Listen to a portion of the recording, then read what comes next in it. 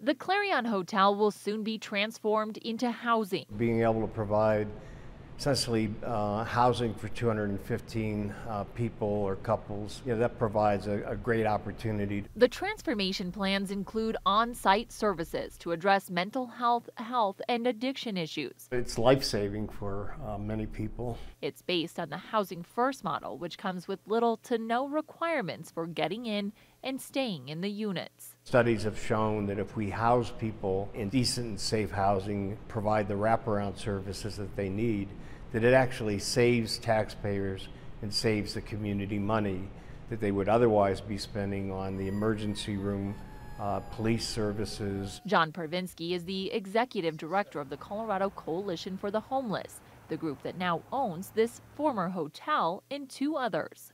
With one already operating as housing, we wanted to see what residents thought and found a once celebrated housing unit known as Fusion Studios had a much different feel today. It's just like a motel room. In 2020, Parvinsky told CBS 4 it would be more than a place to lay your head. The access to health and mental health and addiction counseling, employment services, and other health supports to be able to improve their lives. We were there multiple times and never saw these offices being used. So we asked. What about services? Do they offer things like that? You have to look at it on your own. When it opened, safety was going to be a top priority, but those living and working here told us it was an issue, that police are here daily.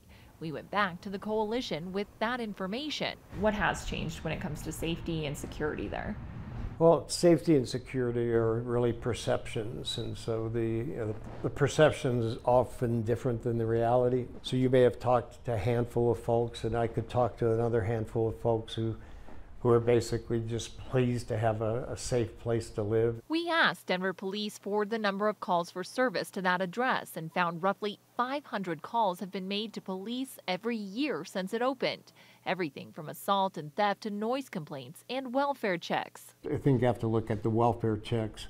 Our staff there say that they use the police to help them intervene. We also asked about concerns that were raised to us about accessing services. It just seemed like a ghost town. If you walk into an apartment building, you're not necessarily going to see a lot of activity, but those folks are they may be meeting with residents, they may be consulting with other folks, but they're there. While he acknowledges the challenges at Fusion Studios and those they'll face when opening a facility twice as large, Parvinsky points to the alternative. This is a much better solution than, again, leaving people on the streets, even if there are challenges within a building.